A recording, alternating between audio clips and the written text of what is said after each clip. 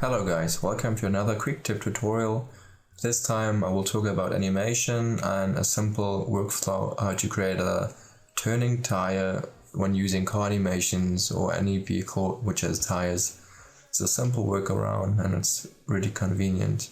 So first of all, I'll open up my scene, which is this one here, where we just see a simple car tire.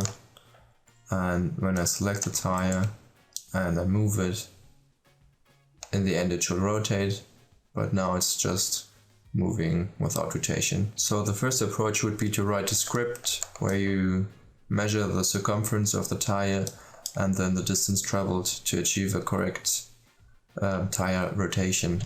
Or you find an online script or a plugin like Director Studio or something like that, which has a finished rig.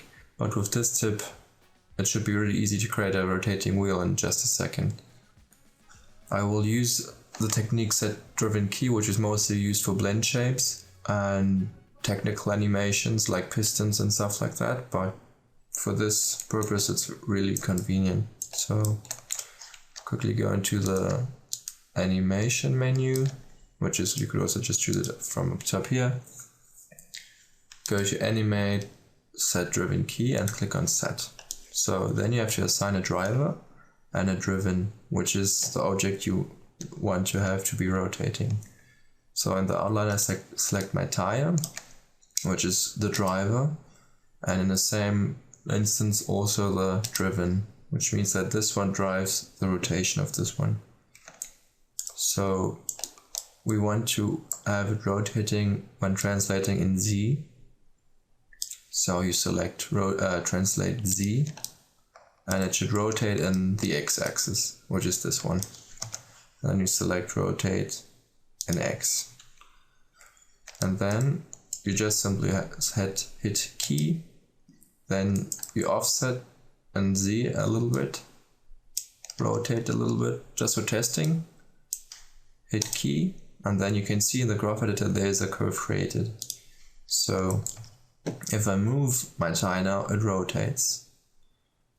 It's just a coincidence that it works now more or less perfectly, but if you have created a higher offset of the rotation, it would maybe something look like this, where it looks like it's spinning, which is not correct. So for your tire you have to adjust this parameter to fit the translation you have decided. So this one looks like it's more sliding, so you have to increase the tire rotation. Check it again. And this one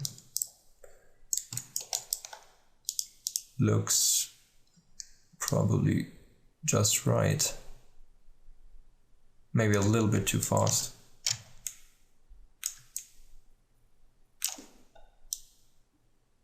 Something like this should work perfectly.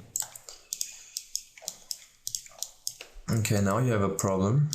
It stops rotating after a certain distance traveled. So what you have to do is, which is the trick now, you have to select your curve, set pre and post affinity to cycle with offset, I think it was.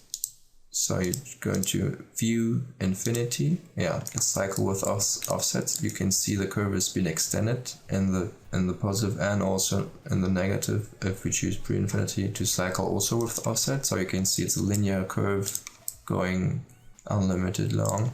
So now if you move it, it always will work well. See?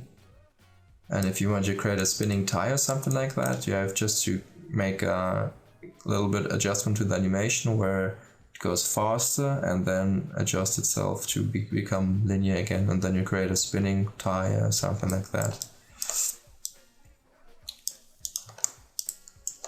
So that's pretty easy, and you can copy the keyframes to your other tires or just parent them.